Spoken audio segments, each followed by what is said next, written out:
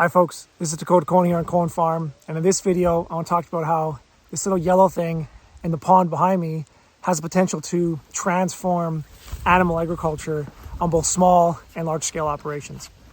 So if you've been following my channel for the last couple of years, you'll notice that I talk a lot about duckweed. It is this phenomenal free-floating plant that's 40% protein. It doubles every 24 hours. It grows all over the world, and it produces 18 times more protein per acre, more tonnage per acre than alfalfa. It is an absolute miracle plant, and the only thing that it requires to grow is warm, shallow, calm, dirty water. And this is exactly what my integrated livestock system here provides for that pond. So whenever it rains, the way that I've got this whole system designed is that, my chickens here, my pigs that are currently out grazing in one of our spokes in this hub and spoke system. If you imagine like the hub of a wheel, and there's all these spokes that radiate out. Well, I've got all these different spokes that radiate out from this central hub here that are, food forests, cropland, pasture land, wetlands. The chickens here have gardens behind us, and I've got lots of other videos on my channel where I talk about all that.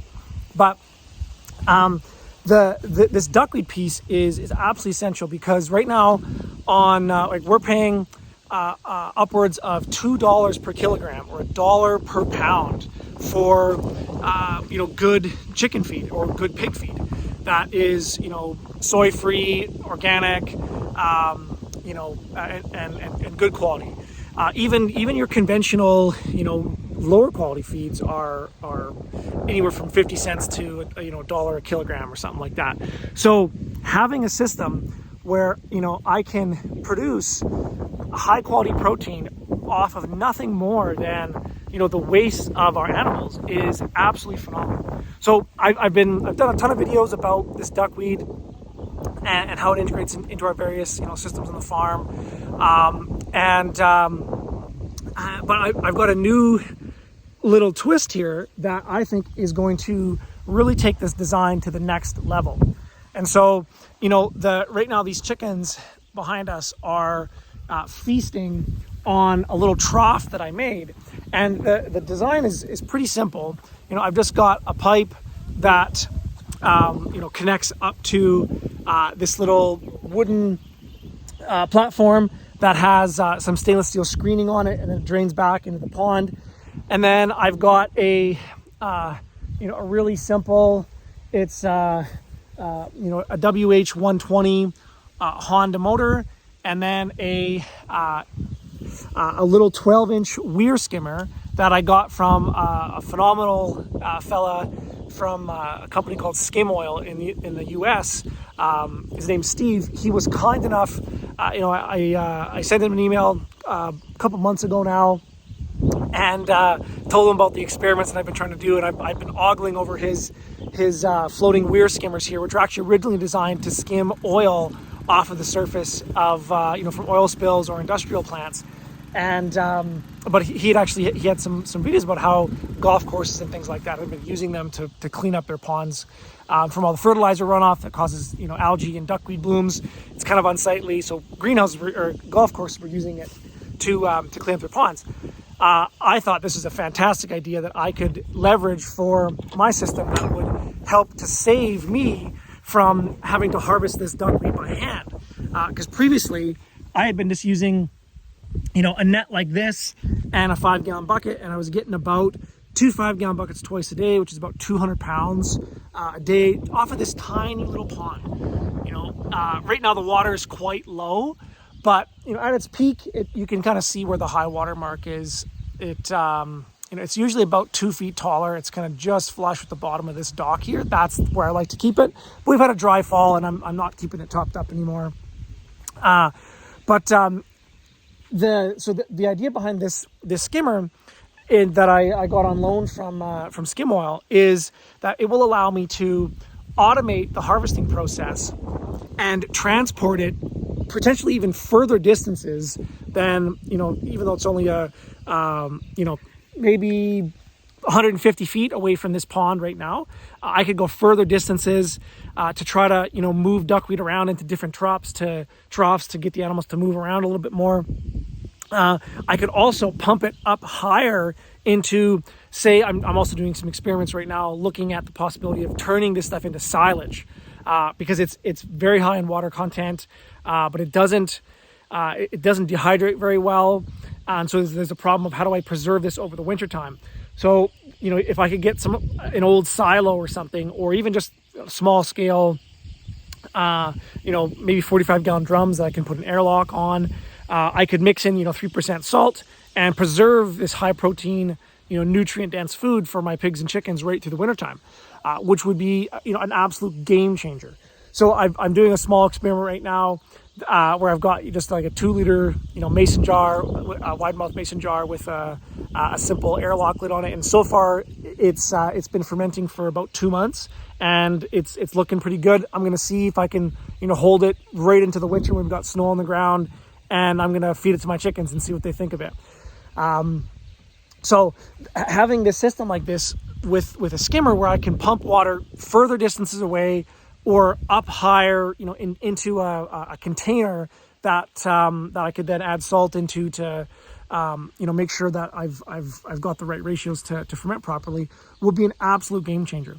The other little design tweak that I want to make to this pond here is I'd like to put a greenhouse over top of it, so that I can boost my water temperatures and extend my growing season. So the ideal growing conditions for duckweed are about 30 degrees Celsius water, and so having a greenhouse where you can get the ambient air temperature at 60 degrees Celsius, it'll use that water it'll charge up the water and use it almost like a annual geolized solar greenhouse or a climate battery greenhouse, but also that will keep the growing conditions into the night when the sun goes down, but also on the shoulder seasons on either side, where we'll get minus 40 in the winter here.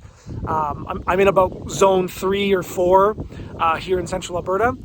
So for 6 months of the year, there's nothing green that grows, and having the ability to, either preserve the bounty of this pond with fermentation, or extend it with a greenhouse, and have the whole thing automated with, a skimmer that can just, I can get a little programmer. Eventually I'd like to have an electric pump so I can put it on a timer. One of the things that I will say that because this is just an early prototype, one of my, favorite farmers, Joel Salatin, says if something's worth doing, it's worth doing poorly first. And so, I would say this is a super rough experiment, but, the chickens are loving it.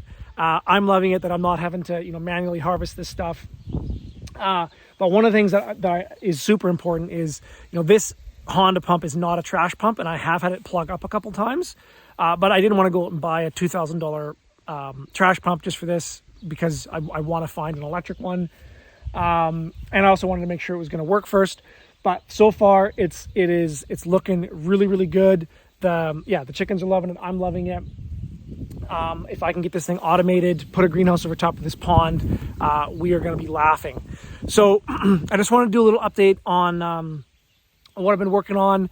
Send a massive thank you out to Steve from Skim Oil for being so generous to send me this unit without with ever seeing me before, or apart from the YouTube channel, and he didn't want a payment or a deposit, so I really appreciate that, man.